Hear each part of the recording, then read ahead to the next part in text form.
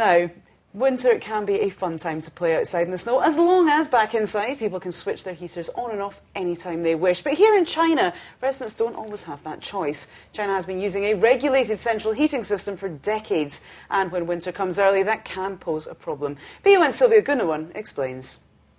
Well, usually the heating system here in the capital is switched on every year on November 15th, and that's been the case for almost 60 years. But this year, Beijing's first snowfall came on October 31st, and that left some residents without heat, having to wrap up warm.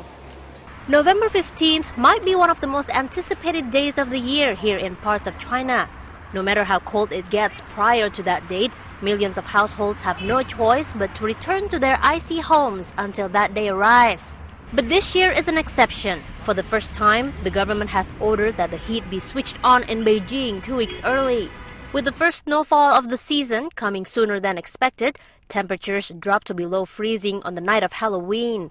It was the earliest snowfall for 22 years and the second earliest since records began.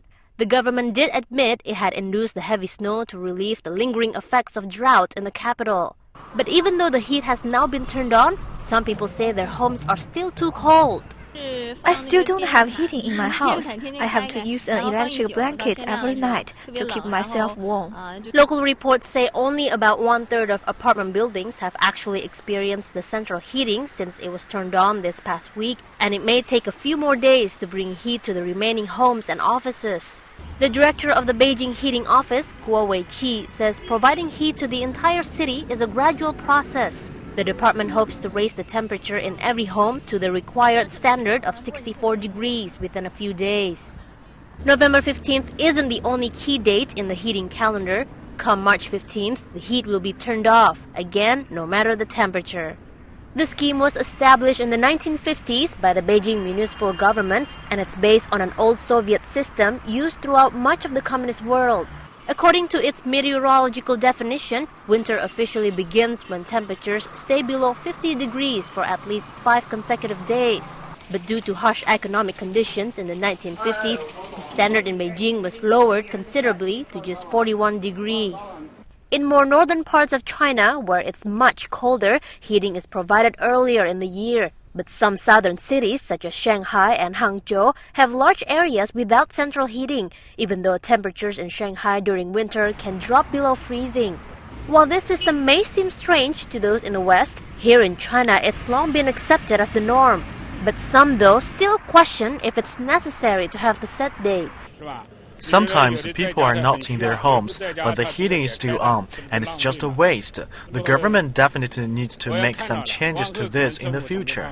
I don't think the set dates are necessary. If it's still warm, we can delay the start date. But if it's cold, we should turn the heating on right away. Otherwise, we'll freeze to death. Whatever happens in the future, the city's move to switch the heat on early has been hailed in some quarters as momentous change. The state-run China Daily newspaper also says the city has appropriated funds to supply electric heaters to families living in low-rise houses, so they no longer have to rely on coal to heat their homes. Meteorologists predict that there will be another cold front here in Beijing in the next couple of days. Until then, let's hope the heating office is working extra hard to bring heat into every home. Sylvia Gunawan, BON. It was the heaviest snowfall in 22 years in this region, and it was all fake, essentially. This was created by the meteorological office.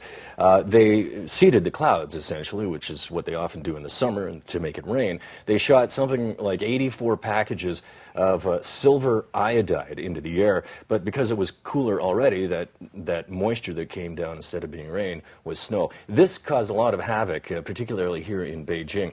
There were traffic jams everywhere. People couldn't get to work or school. Air travel was delayed. Something like 200 flights at Beijing Capital Airport were delayed for several hours.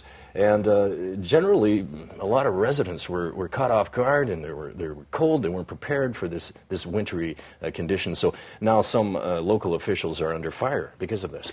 Absolutely, but it's also important to remember that this is the strongest cold front to hit Beijing at this time of year in 40 years.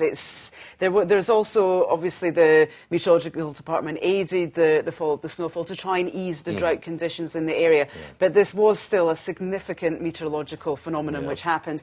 And this severe drop in temperature has also been angering the residents, perhaps more than anything else. When you look at it, the temperatures have dropped so sharply, and it's such an early time in the year. This is really what's been causing the problems for residents at home as well. When you don't have the ability to change the heating in your own home, it does cause an awful lot of problems. Well, it's good that the heat is on, because another cold front is on the way for this region in the very near future. So we will continue with Question of the Day in a moment.